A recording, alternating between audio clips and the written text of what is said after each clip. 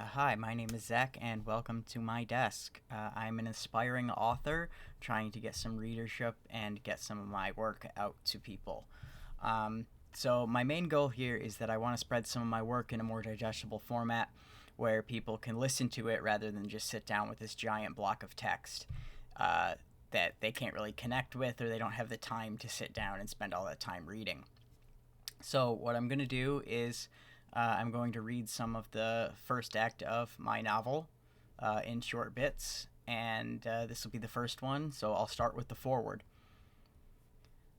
I enjoy a great many things in my writing. Between stories, I like to experiment with creating languages, cartography of my worlds, race creation, and many things that are included therein.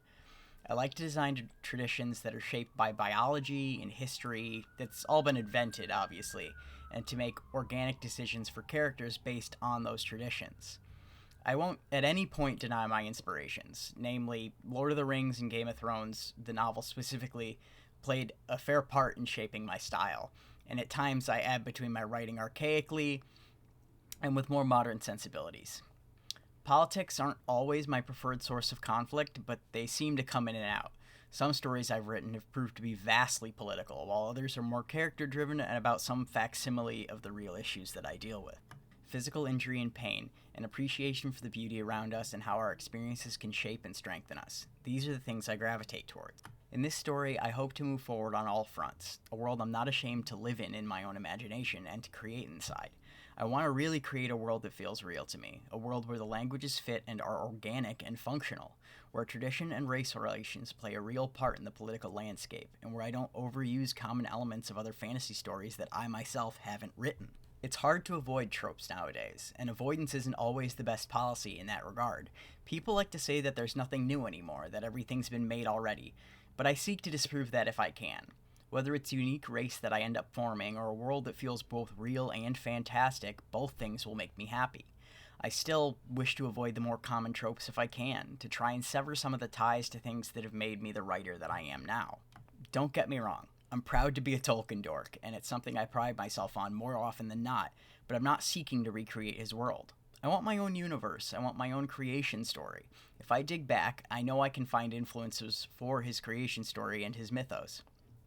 I've done before. I don't need to do it again. His creation of orcs as we know them, as well as the more common uses of elves in fantasy and their languages, are inspiring to me in a creative sense, and I'd like to make my own mark, even if it's never really widely known. But thank you for listening, and I appreciate it greatly. And now I will begin the first part of my current novel series, Songs of Harogath.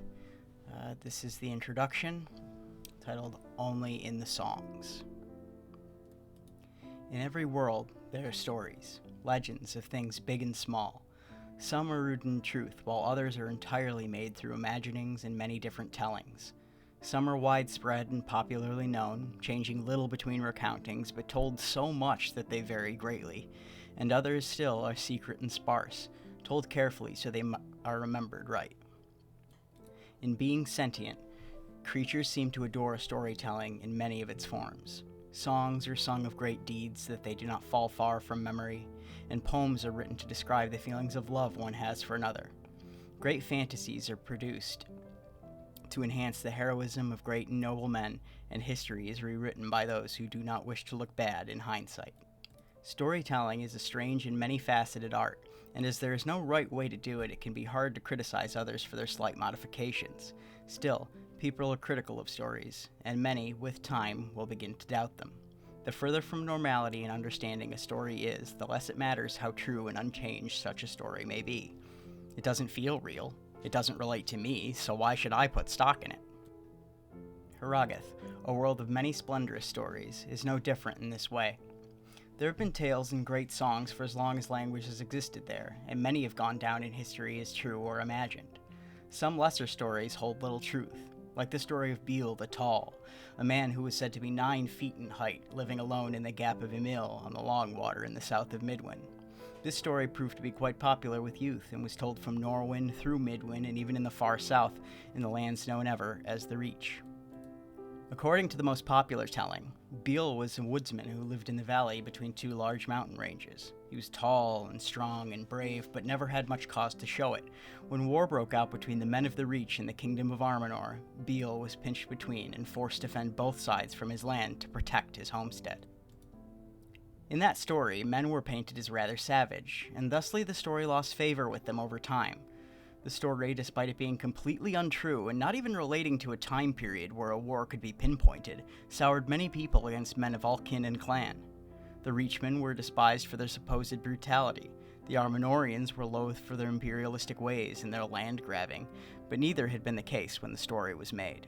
In truth, it was meant at first to be a story about protecting one's own and fighting for what one believes in, not to demonize an entire race and further sully their already questionable reputation. But it doesn't matter what a story is first intended for.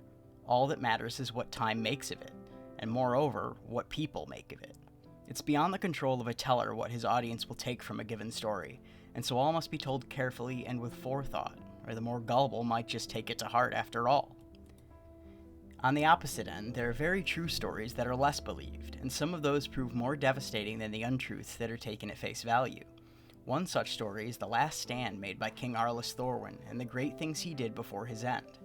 Arlis watched his father die at a young age and in a very violent way, and it marked him deeply for the rest of his life. He grew strong with time and training, and when he was only 18, his teacher and surrogate father was killed defending him on a journey home across the sea. Arlis saw many great evils in his own race when he returned home, and saw evils elsewhere as well, but couldn't get his people to ally themselves with any race beside that of men. Arlis devised a plan, and by making himself a villain worth remembering while still avoiding undue cruelty, he marshaled his own country with that of their neighbors. He formed one of the few alliances ever made between men and Gron. He allowed himself to be captured, tortured, and killed for the evils that he'd made such a show of, though behind the scenes he was always kind. When men tell his story, it's often marked by a tone of respect and dignified strength. It is, of course, not always so. Other men will call him a tyrant, not believing that he was anything but just that. Many paint him as the true villain in other stories of heroism, where his fall is the end to a great age of evil. The Gron paint him this way almost exclusively, as do many other disparate races across Harogath. In the middle, pinched between those two extremes of unbelieved truths and well-believed fables, there lies another kind of story. There are stories sometimes that go unnoticed by most or seem so inconsequential that they're all but ignored. They can be small things, or things pertaining to far-off places, and whether they be true or not is often hard to tell.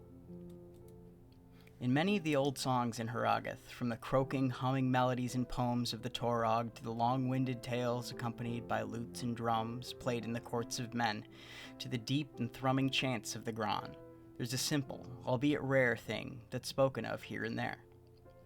It's mentioned quite seldom and is far removed from the minds of most. It's a blurb in an otherwise full book of old stories, and fewer than one word in 1,000 might fit with it. This thing, as I put it, is the mention of a strange people called the Sif. They're mentioned mostly in passing, with short bits about their strangeness or their silence. They are the oft-forgotten beings spoken of in whispers here and there, and rarely, if ever, are they discussed at all. They are a strange truth, ignored by the world and truly forgotten by living memory. Stories are told of them once in a great while, but are usually about their exceeding strangeness, or worse, a kind of insult to them in general. The greatest example of this is a song that's heard maybe a few times a year in bars throughout Midwin, where men sing of them thoughtlessly in a cutesy way while disrespecting what they truly are. The song is called Old Man Crick, and it goes as follows. Through narrow fields he walked for miles and found a babbling brook. He snapped a twig and hung a rope, and on it flashed a hook. His legs went limp, all tuckered out, the fish pulled him right down. His hands were stuck from sap and tar, he thought that he might drown. He bobbed and flailed, his body flopped, his breaths were rarer still. He was carried then across the sea until he'd had his fill. Of sea water and scatter's breath he climbed up on the sand. He found a village on the shore, a vista on the strand. The people there were strange and long, their faces painted white, with skin of hues from blue to gold, their eyes were such a sight. Like giant gems set in their skull, in colors bright as suns, he ran inland, but jumped and found they weren't the only ones.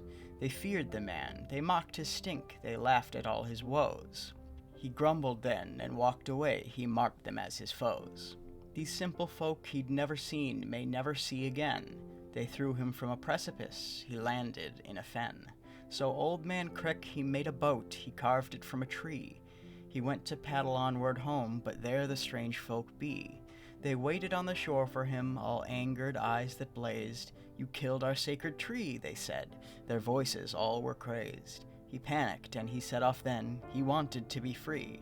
And ne'er again did strange folk dance about their willow tree. And that song, only sung a few times a year, is one of the few to speak of the strange people who live so far and disconnected from the world. Some question whether it's just a tale of some strange island commune having a gripe with a fisherman, but some of the very old and wise insist that it refers to the Sif and their homeland on the Isle of Songs. Okay, so that was the foreword and the introduction. I'm going to be starting work on the prologue, which I will try to upload tomorrow to get everything going. If you want to read along with everything, just go to lohhouse.com, where I have copies of all of it on my blog. That's LOHOUSE.com. And I appreciate you listening. Have a wonderful day.